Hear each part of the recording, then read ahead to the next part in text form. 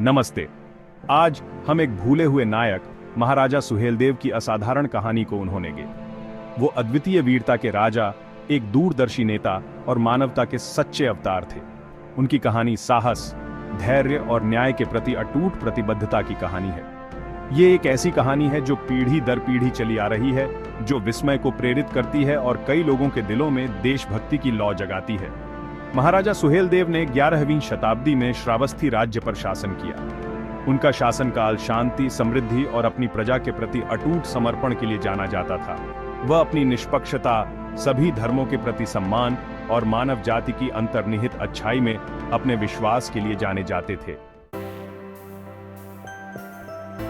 महाराजा सुहेलदेव के शासनकाल में श्रावस्ती एक समृद्धिशाली राज्य था। यह बहुतायत की भूमि थी, जहां व्यापार फलता फूलता था और कला और विज्ञान का विकास होता था। जीवन के सभी वर्ग के लोग सद्भाव में सह अस्तित्व में थे।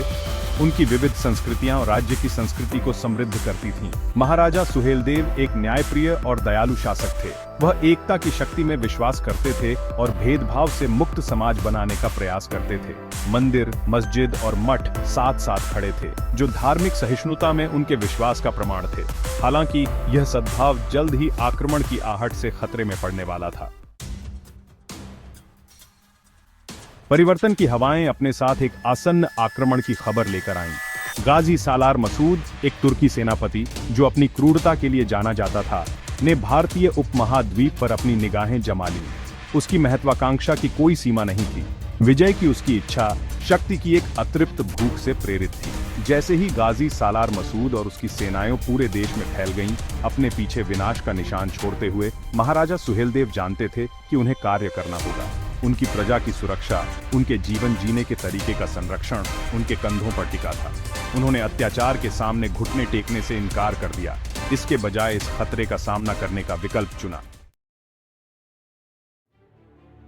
ऐतिहासिक संघर्ष के लिए मंच तैयार था, बहराइच का युद्ध। महाराजा सुहेलदेव अपने बहादुर योद्धाओं की सेना के साथ गाजी सालार मसूद की दुर्जय सेनाओं के खिलाफ अपनी मातृभूमि की रक्षा के लिए तैयार थे। हवा तनाव से भर गई। श्रावस्ती का भाग्य संतुलन में लटका हुआ था। घंटों तक युद्ध चलता रहा, इस्पात और भावना का एक तूफानी संघर्ष। महाराजा सुहेलदेव, एक कुशल रणनीतिकार और एक निडर योद्धा, ने अद्वितीय वीरता के साथ अपने सैनिकों का नेतृत्व किया। उन्होंने अपने लोगों को न केवल अपने राज्य के लिए बल्कि शांति और सद्भाव से जीने के अपने अधिकार के लिए लड़ने के लिए प्रेरित किया। भाग 5, महाराजा सुहेलदेव, साहस और नेतृत्व का प्रतीक। युद्ध की अराजकता के बीच महाराजा सुहेलदेव लंबे समय तक खड़े रहे।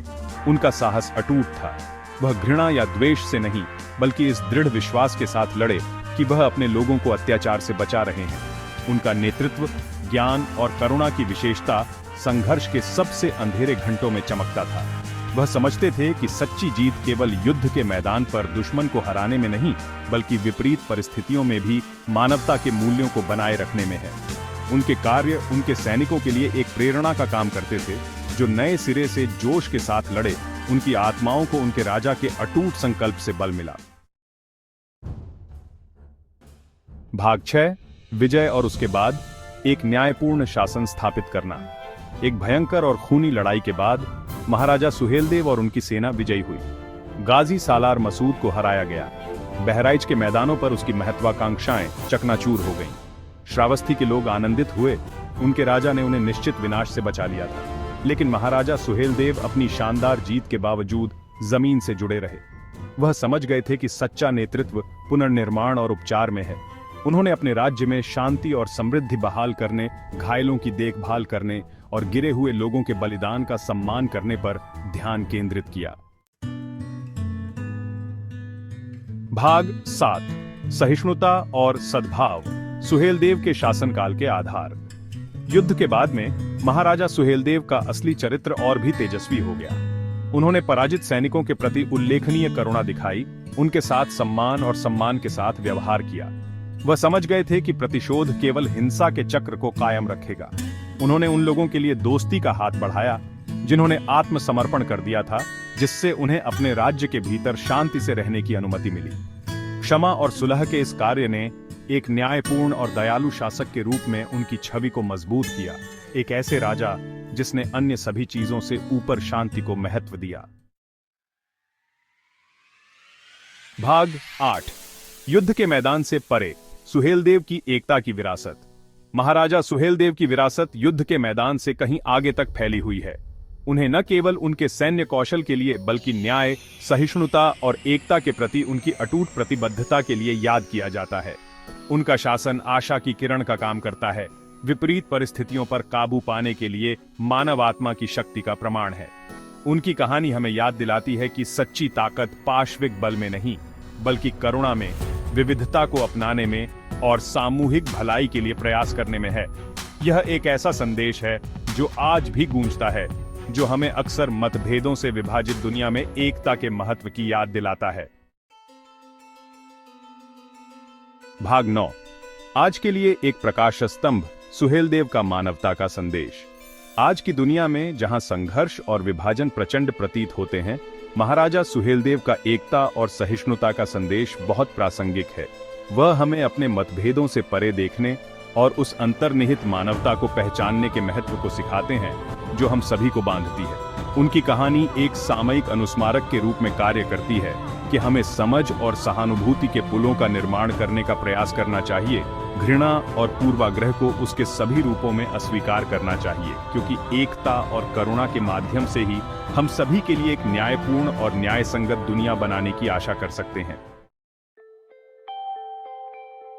भाग 10। निष्कर्ष।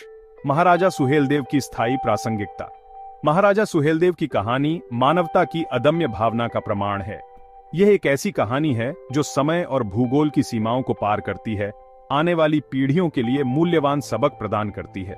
उनकी विरासत अनगिनत व्यक्तियों को एक बेहतर दुनिया के लिए प्रयास करने के लिए प्रेरित करती है। एक ऐसी दुनिया जो घृणा, पूर्वाग्रह और अन्याय से मुक्त हो। जब हम महाराजा सुहेलदेव को याद करते हैं तो आइए हम साहस, करुणा और एकता के उनके मूल्यों को अपनाकर उनकी स्मृति को सम्मानित करें। उनकी कहानी एक मार्गदर्शक प्रकाश के रूप में कार्य करे, जो एक अधिक न्यायपूर्ण और न्यायसंगत दुनिया की राह को रोशन करे।